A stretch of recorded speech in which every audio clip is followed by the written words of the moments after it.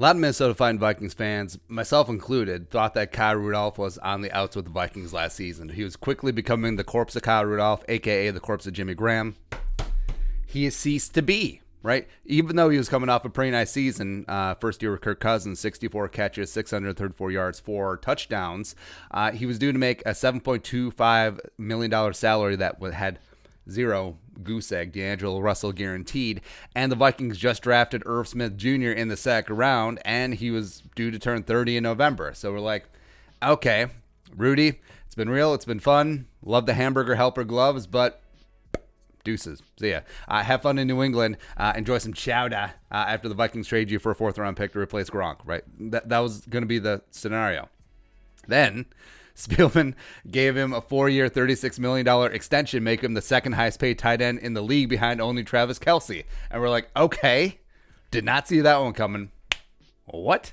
What is going on? But respect. I mean, Rudy turned in one of his best seasons as the Vikings passing game was really struggling in late part of the year to find its identity without Adam Thielen. And despite lower stats, 39 catches, 367 yards, 6 touchdowns on only 48 targets. Only. That was almost a career low for Rudy. He came up with some big-time clutch catches over and over, culminating in that game winner over the Saints in the wild card round. So respect. 82 did some work. He had, of course, what he lacked in quantity, he made up for in quality. He was really, really good last year. Plus, being a team captain brings leadership. Great example of the community, a Walter Payton Man of the Year finalist. So obviously, he's a great guy to have on the team. But the question is, how much longer can he do the damn thing, right? So now, fans, by the way, we all assume that Rudy is older than he is because he turns 31 in November, second-round pick in 2011. Because remember, it was Christian Ponder, first-round pick, 12 overall. It was Kyle Rudolph in the second round. We're like, oh, chemistry, forever. Those two. I mean, that battery, pitch and catch. Ponder to Rudolph over and over and over again for 15 years. Hall of Fame, Super Bowl. There you go. Didn't work out. Yeah. We all think that he's older because he's been around forever and he's slow. Admit it. Admit it. Do not lie to me. There you go. So Irv Smith, last year, rookie year, tight ends, if you play fantasy, you know this. Like rookie tight ends, even if like big tier tight ends like Hawkinson or Noah Fant, you're just like, stay away.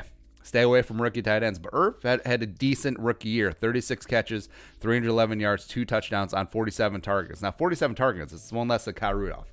Hashtag math. And those numbers will only go up, you would think. And even though the Vikings do run a lot of 2 tight end sets, I think that you could start seeing spots where 84 snaps start eating into 82s in single tight end sets, especially since Irv Smith as an inline blocker has been a lot better than, frankly, we thought he was going to be coming into the draft process. So Kyle Rudolph, not always known as the greatest inline blocker, so Irv could take up some of that work as well. Now, it's not as much of a slight on Rudy that Irv's going to be getting more work as it really is more about getting your best dynamic athletes on the field, and Irv Smith deserves and will get a little bit more camera time in his second year, right? So Kyle Rudolph, his contract-wise. Now, Kyle Rudolph's agent, Brian Murphy, who represents a lot of the Vikings players, he structured this deal pretty masterfully where it's a larger sign-in bonus over fewer years as opposed to his previous extension that he had, right? So it's smart in that there isn't a single year that the Vikings don't have to eat a little bit of dead cap due to the sign-in bonus being prorated out. And that's a deterrent for teams not cutting players, where if they have to eat quite a bit of dead cap, are like, okay, whatever, hang on to the player for another year unless he really stinks up the joint.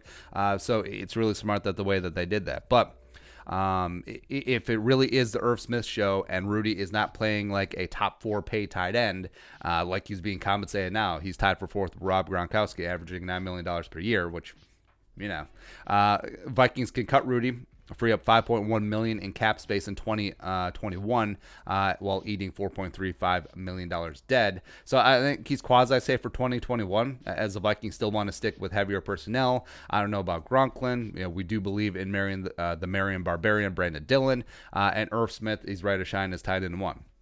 But I think Rudy could stick around, right? 2022, then it gets a little bit more dicey. You could free up $7.35 million in cap space with only $2.9 million dead, and he does turn 33 in November that season. So that one could be a little bit easier. Maybe you trade him. Maybe you just let him go. One of those things. Yeah. But I think Rudy is still great at what he does. He's a solid middle of the field option. 24 of his 39 catches last year went for first down yardage, which speaks to his clutches really stepping up, as well as tied for the team lead in touchdowns with 6 last year with Diggs and Thielen, and also still a great red zone option. Right? He does in the red zone what Irv Smith sort of lacks in his game, right? So even with Irv Smith rising, I still think that they complement each other. And Irv deserves to rise in his sophomore year 2. I still think there is a role for Rudy from Notre Dame, and I think he'll play his role beautifully. So your thoughts, Kyle Rudolph. How much longer